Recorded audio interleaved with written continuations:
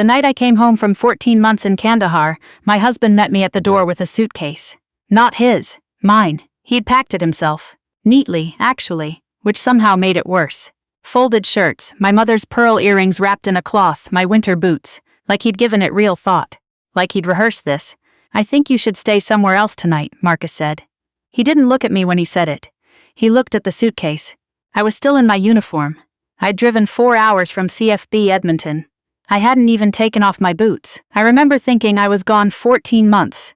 He had 14 months to figure out how to say something that wasn't this. His name is Marcus Holt. We'd been married 6 years.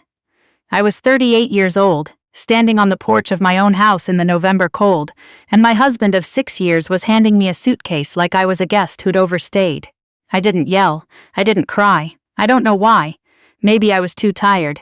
Maybe some part of me had already understood something I hadn't let myself name yet. I just picked up the suitcase, went back to my truck, and sat there in the driveway for a long time with the engine running and the heat on. Then I drove to my mother's house. Her name is Frances. She lives 20 minutes away, in the same bungalow in St. Albert where I grew up. I'd called her from the base 2 days before I flew home. She'd cried on the phone. She said she was making a roast. I knocked on her door at 11:30 at night. She answered in her housecoat, and for 1 second I saw relief cross her face, and then something else, something careful. "Nora," she said. "My name. Just my name," in that tone. "Marcus called," she said, and that was the beginning of the part I still have trouble talking about. Marcus had called her 3 days earlier. He'd told her that I'd changed, that the military had changed me, that I'd been sending angry emails from overseas making accusations, that I wasn't stable. He used that word, stable. My mother told me this later, piece by piece, like she was confessing something she wasn't sure she should confess. That night, she let me in. She made me tea. But she didn't make the roast, and she sat across the table from me with her hands folded and her eyes down, and she said, very quietly, "I think you need to talk to someone, sweetheart." I said, "I need to know why my husband just handed me a suitcase." She said, "Marcus says things have been very hard." For Mark, I thought. Things have been hard for Marcus. I stayed on her couch that night. In the morning, my brother came. His name is Philip, and he's 3 years older than me, and he'd been the one Marcus had apparently called first. Philip sat at my mother's kitchen table with a coffee he didn't touch, and he said, "We're just worried about you, Nora." The stuff Marcus described, the emails, the accusations. "What accusations?" I said.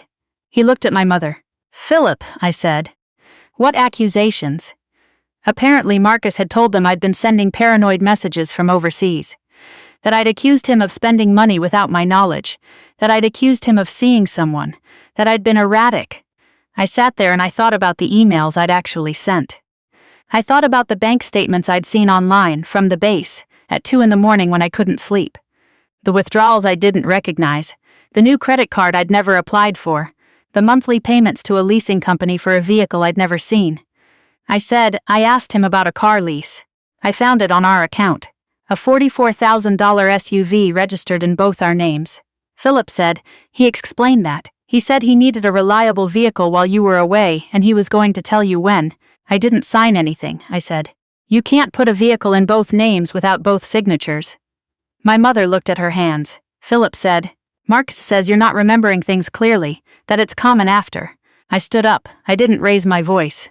I picked up my coat from the back of the chair and I said, I served 14 months at a forward operating base. I did my job. I came home. And my husband has now convinced you both that I'm the problem. Neither of them said anything. I walked out. I'm a logistics officer with the Canadian Armed Forces. I've spent the better part of 12 years coordinating supply chains in conditions that would give most people nightmares. And I have the actual nightmares to prove it, but that's a separate thing. The point is, I am not a person who loses track of numbers. I am not a person who misremembers a $44,000 vehicle. I drove to a Tim Hortons, ordered a large coffee, and sat in the parking lot and called my friend Wendy. Wendy and I went through basic together. She lives in Calgary now, runs a dog rescue with her husband. She picked up on the second ring. I told her what happened. All of it. The suitcase, my mother's face, Philip and his untouched coffee. She said, Nora, where are you right now? I said, Tim Hortons on St. Albert Trail. She said, go inside. Get something to eat. I'm calling you back in an hour. True to her word, she called back in 53 minutes. She had a name, a family lawyer in Edmonton, a woman named Sylvia Chen, who had a reputation for cases involving financial fraud in marriages. Wendy had already texted her. She was expecting my call. I booked an appointment for the following Thursday. In the meantime, I needed somewhere to live. The base had temporary quarters, but I wasn't back on duty yet. I was on leave. I found a furnished suite in Sherwood Park, a one-bedroom above a garage, rented from an older man named George, who asked no questions and charged me $1,400 a month. I paid first and last from my savings account. The one I had kept entirely in my name, entirely separate, ever since a financial advisor told me 6 years ago, on the eve of my first long deployment, always keep something that is only yours. I will be grateful for that advice for the rest of my life. I moved in on a Tuesday. I had my suitcase, my laptop, my uniforms, and a cardboard box of books. That was it. I made one trip. I sat on the edge of the rented bed that first night and I thought, this is what 14 months looks like from the outside. This is what I came home to, and then I thought, okay, so this is where we are. The first thing Sylvia Chen said when I sat across from her desk was, tell me everything in order. Don't editorialize. Just facts and dates. So I did. She took notes without looking up. When I finished, she asked me 3 questions. The first was whether I had access to our joint account statements. I did. I'd been downloading them from the base whenever I had internet access, partly because I'm that kind of person, and partly because something had felt off since month 3 of my deployment. I had 14 months of statements saved to a USB drive in my jacket pocket. I put it on her desk. The second question was whether my name had appeared on any credit applications I hadn't authorized. I told her about the SUV. She nodded, wrote something down. The third question was whether Marcus and I had any shared debt before I deployed. We didn't. We had a mortgage, jointly held, and that was it. I'd been careful about that too. Sylvia looked up from her notepad. You're going to be okay, she said. It wasn't a platitude. She said it the way you'd say it about a bone that's going to heal, matter-of-fact and clinical and actually reassuring. But I need you to understand that what you're describing, if the documentation supports it, is not just a marital breakdown. It's potentially fraud. The credit application with your forged signature is a criminal matter. I said, I know. She said, I want to make sure you understand that pursuing this will be a process. It won't be fast. I said, I just spent 14 months in Kandahar. I know how to wait. She almost smiled. I won't pretend those first few weeks were fine. They weren't. My mother called twice. The first time I didn't answer.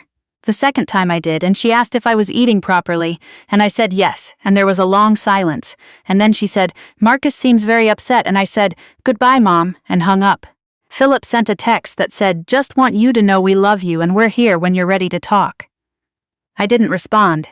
My sister-in-law, Philip's wife, a woman named Bridget who I'd always found exhausting, sent me a Facebook message that said she hoped I was getting the help I needed. I blocked her. What I actually did in those weeks was this. I ran every morning at 6.5 kilometers along the River Valley Trail near the Terwilligar Park. I cooked simple meals, soup, rice, eggs, things I knew how to make in small amounts for one person.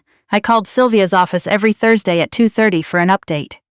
I read through every bank statement I had, organized them in chronological order, highlighted every transaction I didn't recognize, and built a spreadsheet. There were 43 transactions I couldn't account for.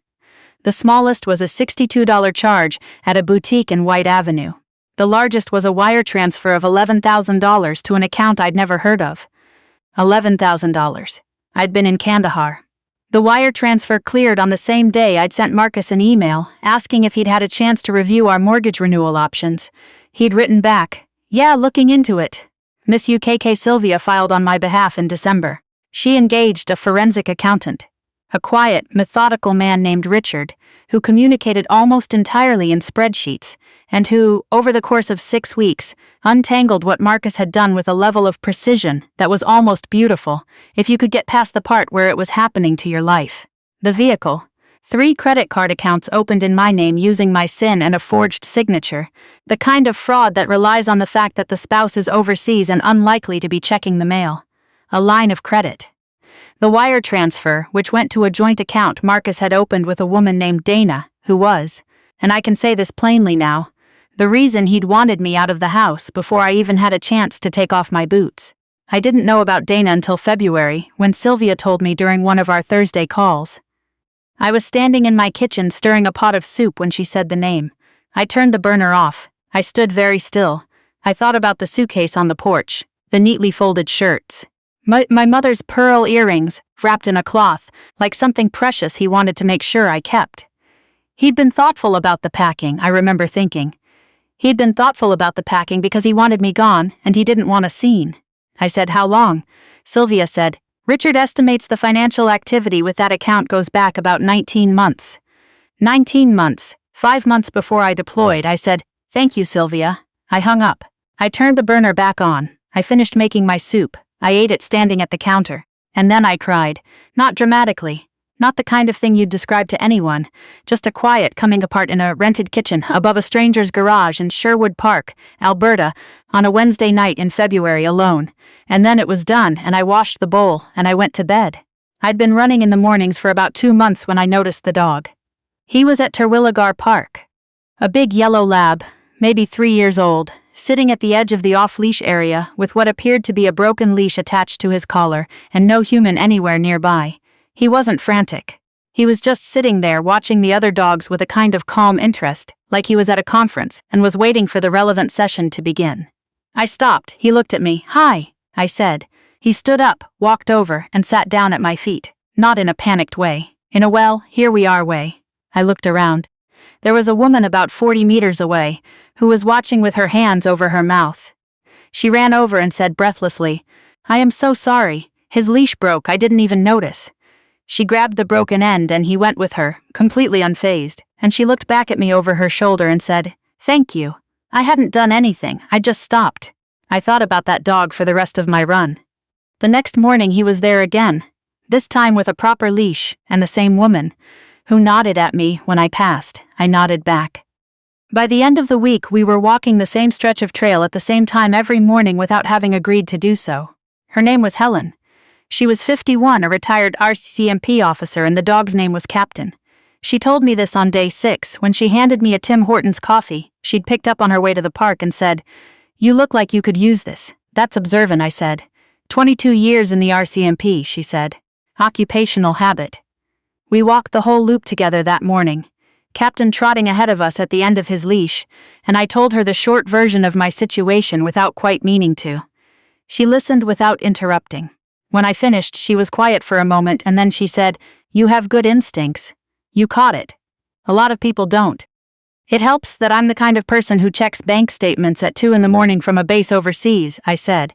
She said, "Yeah, well, that's not a personality flaw." Helen became, over those months, one of the most important people in my life. I don't say that lightly. She didn't try to fix anything. She showed up with coffee, she walked with me, she asked questions when I wanted to talk and didn't push when I didn't. She'd been through her own version of something, she told me once, without elaborating, and I didn't ask her to. Captain took to walking beside me about a month in. Not in front, not behind. Beside. Like he'd assigned himself a position and was committed to it. The legal process took the better part of a year. I won't walk through all of it. The back and forth, the documents, the deposition, where I sat across a table from Marcus for the first time in 8 months, and he looked like he hadn't been sleeping, which I noted without satisfaction. The forensic accounting. The meetings with Sylvia where she walked me through numbers in a tone that was brisk and careful and kind all at once. What I will tell you is what happened in May. Marcus's lawyer had been negotiating. There were offers, counter-offers, the slow process of 2 people unwinding a shared life, the mortgage, the joint accounts, the fraudulent credit, the SUV. In the end, Marcus's lawyer agreed to everything. Full restitution of the unauthorized transactions, the vehicle transferred to my name to sell or keep as I chose. His equity in the house signed over in exchange for a clean break. Sylvia had advised me to sell the house regardless and I agreed. I didn't want it. The criminal matter, the forged signature on the credit applications, was a separate process. That was between Marcus and the Crown, not me and Marcus. I gave my statement. I answered questions. What happened after that was not in my hands, which was, in a strange way, a relief. The settlement was finalized on a Tuesday morning. I signed the last document at 11:15. Sylvia shook my hand. Her assistant brought in tea, which I thought was a very nice touch. I sat in my truck in the parking lot of Sylvia's office building and I called Wendy. She answered on the first ring. I said, "It's done." She said, "Thank God. How do you feel?" I thought about it. Outside the truck, it was May in Edmonton, and everything was green in that way it gets after the winter finally lets go, that specific Alberta green that almost hurts to look at. Like myself, I said. I feel like myself. She laughed, and then she said, good. Now let me tell you what I'm about to ask you. Wendy's dog rescue in Calgary. She'd been running it with her husband for 4 years, boarding and rehoming dogs, mostly large breeds, with a focus on animals that needed patience and time. She'd been expanding, and she told me now, thinking about me for months. I need someone who can coordinate the operational side, she said. Intake, transport, vet scheduling, volunteer logistics. It's basically supply chain management for dogs. I said, you're not serious, she said. I am extremely serious. I've been waiting for you to be done with lawyers before I asked. I took 2 weeks to think about it. I drove to Calgary and spent a weekend at Wendy's place, meeting the dogs, walking through how the operation worked, sitting at her kitchen table with a spreadsheet she'd built that made me want to gently take it away from her and rebuild it from scratch. I took the job. I gave notice at the base, a decision that was long in coming and not as hard as I'd expected, because I'd known for a while that I was in a different chapter, even if I hadn't been ready to name it. I moved to Calgary in July. New city, new apartment, new job that was unlike anything I'd done before and exactly like everything I'd always been good at. I brought Captain. I should explain. Helen had to move to Vancouver in June. Her daughter had a baby and Helen was going, she said, for 3 months and suspected it would become permanent. She'd asked me the last morning we walked together if I'd take him. He walks beside you, she said. He chose you.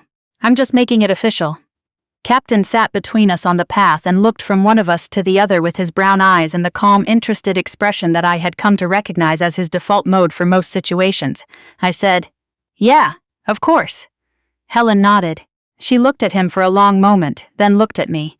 You're both going to be fine, she said. I should tell you about my family. In September, 3 months after I moved to Calgary, my mother called. Not a checking-in call, a different kind of call. Her voice was careful in a way that told me something had happened. She said, I had lunch with Janet Morley last week. Janet Morley was a woman from her book club whose son-in-law happened to work in real estate law. She mentioned something. About Marcus. About a court date.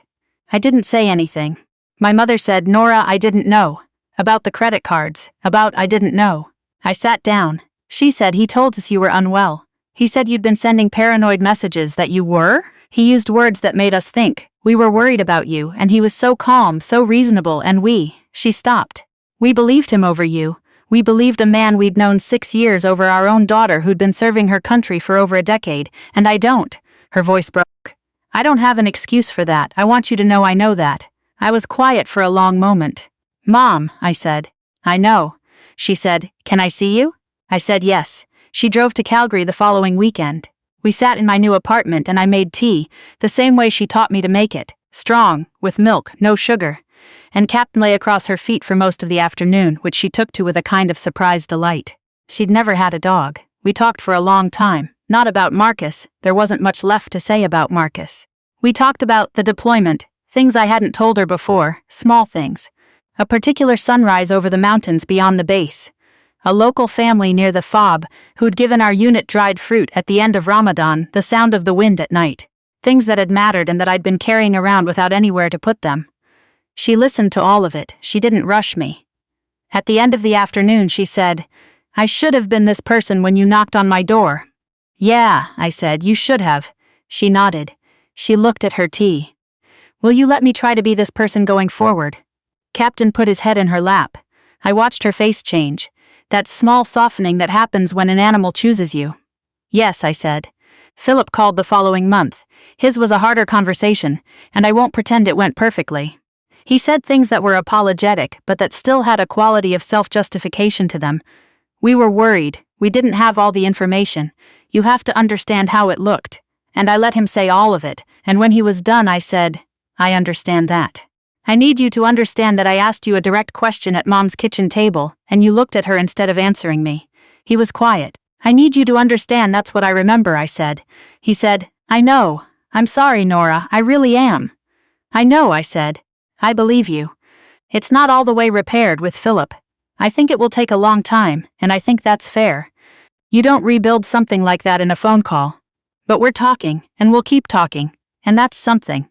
Bridget, I haven't unblocked. Some things are optional. I've been in Calgary almost 2 years now. The rescue operation has grown. We went from boarding 20 dogs at a time to 35, expanded our transport network to include partners in Saskatchewan and Manitoba, and built a volunteer coordination system that I am genuinely proud of. Wendy says I've changed the whole back end of how the place runs. I told her that's because the back end needed changing. Captain still walks beside me, every morning off-leash on the Bow River pathway, in every kind of weather. He has an opinion about geese that I find both understandable and slightly unhinged, but otherwise his judgment is impeccable. I am not the same person who drove away from a house in Edmonton with a suitcase in the back of her truck, standing in the cold in her uniform at 11 o'clock at night. I know that. Some of what changed was taken from me, and some of it I built deliberately, and some of it happened in a Tim Hortons parking lot on a Tuesday morning when I decided to call a lawyer, and some of it happened on a river trail in November when a yellow lab walked over and sat at my feet. People ask me sometimes, when they know the story, if I'm angry, if I hate him. I don't, actually. I've checked. It's not forgiveness exactly, not the kind where you arrive at some warm resolution and everyone is healed. It's more like, I've set it down. It happened. It cost me a year of my life and a marriage and a significant amount of money that I got most of back. It also cost me, temporarily, my family's trust in me, which cost more than any of the rest of it. But it didn't cost me myself. That's the part I keep coming back to. In all of it, the suitcase on the porch, the night on my mother's couch, the rented bedroom in Sherwood Park, the spreadsheets, the depositions, the moving truck to Calgary.